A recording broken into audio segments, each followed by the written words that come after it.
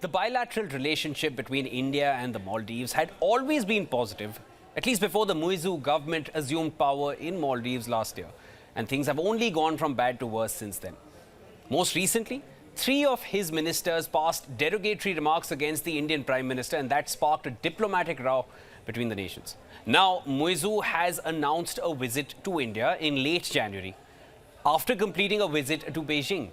Now, what does it mean? Is it too little, too late for Maldives? To discuss matters further, we're joined by Mr. Brahma Jalani, who's a professor of strategic studies at a Center for Policy Research. Sir, welcome to WION. Always a pleasure getting your insights on matters which concern India and, of course, seas. Thank you.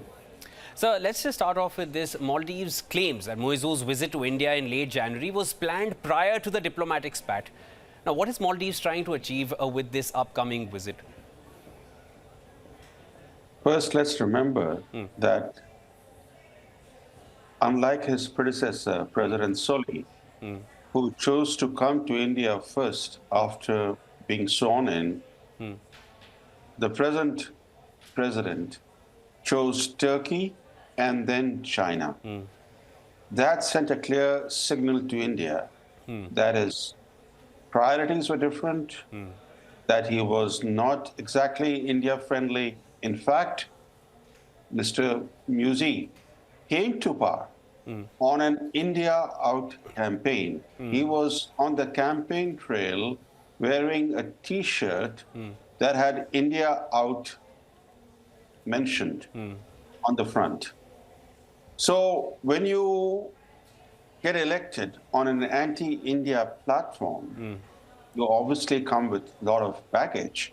So it's not a surprise that since his election in November, Maldives' traditionally friendly relations with India have deteriorated. But let's not forget that over the decades, India has helped the Maldives in many ways. In fact, in critical ways. It has freed the Maldives from the armed mercenaries that sought to capture it. It has supplied drinking water during a critical crisis when Maldives ran out of potable water. It has helped set up Maldives' security system. Yes. It has donated helicopters and a military transport aircraft. It has rescued Maldivians during a tsunami and provided vaccines to the Maldivian population during the COVID pandemic. India has always been the first to come to Maldives' help in any crisis. China is very far away. Turkey is very far away. India is Maldives' closest neighbor. When a natural disaster strikes Maldives next, or the Maldives reels under a financial crisis, it'll have only one choice: turn to India for help. So why mar a relationship with the most important neighbor of yours?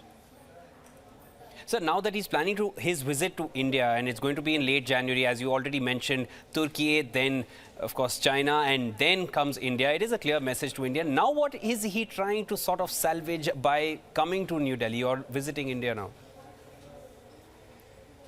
First, let's remember that these unprovoked attacks, not just on Modi, on India. No, unfortunately, the Indian media is just emphasizing the three ministers' attacks on Modi. It's India and the Prime Minister, yes, sir. Yeah, it's India, Indians, and Modi. India was compared with cow dung. Indians were described as filthy, that leave a foul smell in hotel rooms, etc. So these were unprovoked attacks because the Indian Prime Minister went to Lakshadweep to promote that island chain's tourism potential for Indian travelers. He didn't mention the Maldives at all. No, he did not. So this kind of jealousy that was provoked in the ruling circles in the Maldives was totally uncalled for, because India sends lakhs of tourists every year to the Maldives. The Indian tourists are the largest source of tourism income for the Maldives. They sustain the Maldivian economy. And therefore, this kind of jealousy leading to unprovoked attacks on India, Indians, and Modi. Well, those attacks were totally uncalled for. And worst thing is that these three ministers have not been dropped from the cabinet. No. They have been merely suspended. What does Yes. that mean? I've never come across ministers being suspended. This is not a high school where you discipline students by suspending them for a few hours or a day or so. The fact is that these three ministers remain in the cabinet despite their attacks on India and on Indians and the Prime Minister of India. And worse is that these attacks came on the eve of the president's trip to China, as if he wanted to convey to China that his government is pretty anti-India in order to extract the kind of concessions that he wants from China. And he left for China without uttering a single word on the attacks that his ministers had made on India. Now, all that sent a very unfortunate signal to India that these attacks may have been with his knowledge. In fact, two of the ministers who made these attacks, and both happen to be women by accident, are known to be his close Close messengers. They have carried his messages in the past, yes. Exactly. They are his messengers, mouthpieces. They have even served as his political attack dogs. So it's difficult to believe that, not one minister, but three ministers making attacks on India could have happened without some sort of a hint from the very top, or at least some kind of coordination within among the three that they should take on India for whatever reason. So diplomacy and diplomatic moves, well, I would not term this as a diplomatic move. It was an out and out, attack, an unprovoked attack towards India. And who are you going up against? The nation which has stood with you for decades and has been for you, been there behind you, always there to offer you help, and then you come out with these kind of statements. It was, as you mentioned, if you look beyond the lines, it was perhaps to win some kind of trust or further trust from Beijing to get the kind of concessions that Muizzu was probably looking for as he visited Beijing, or set the tone before he landed in China after Turkey. Now, sir, I also wanted to, of course, you've already answered what I was going to ask you next regarding the suspension, which doesn't really mean anything much. What does the suspension even mean? You're going to be back in office in some time, probably just a bare minimum that they've done in order to perhaps set some kind of ground before he makes his way to India. I also wanted to understand from you, sir, now the ouster of the Indian armed forces and prioritizing China over India, what is Maldives' future like strengthening ties with China over India? Is that essentially what they're going to be looking like? Because that's what Muizzu has done to come to power. Are they going to maintain that, or can they afford to maintain these kind of severed ties with India? Well, first, India has only 77 soldiers or so in the Maldives, and that includes those who operate the two Rube helicopters and one Dornier aircraft. Now, these helicopters and aircraft were donated by India to help the Maldives reach people on distant islands and to provide medical assistance, especially when any emergency arises or a natural disaster strikes the Maldives.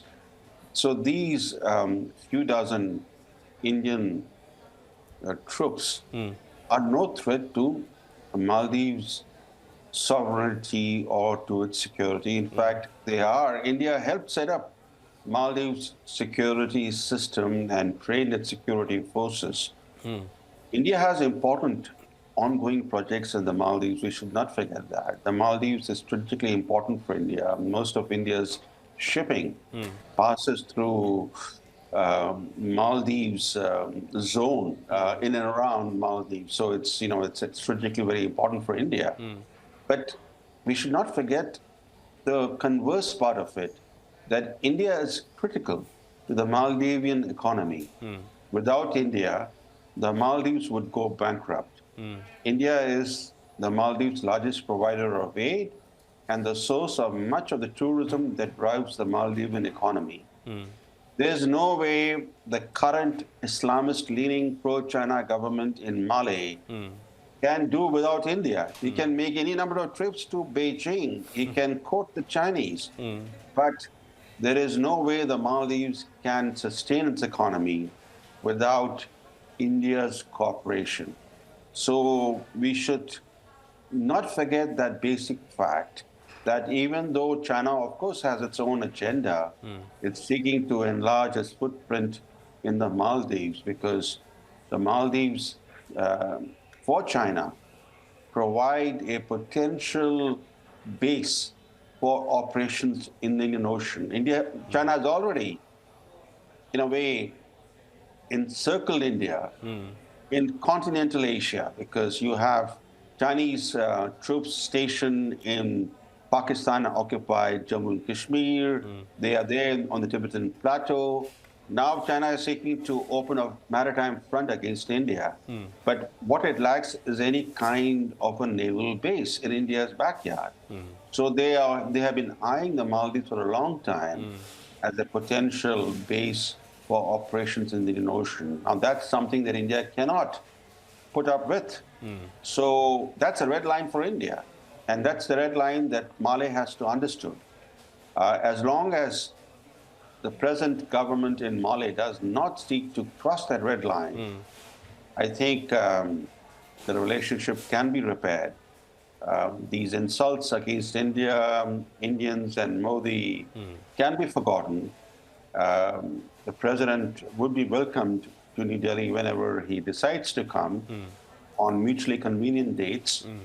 But there are certain red lines that he cannot cross, and he knows what those red lines are. Certain red lines for Muizu, and definitely some kind of a silver lining which is yet to be explored as far as the relationship between the two nations is concerned, because all is still not lost and there is still very much a chance that things can be amended, because it is important for India as well, of course, and goes without saying how much Mali needs in New Delhi, as always. Thank you so much for joining in, sir. That was Mr. Brahma Jalani, Professor of Strategic Studies at Center for Policy Research. Always a pleasure speaking with you and getting your insights on matters. Thank you.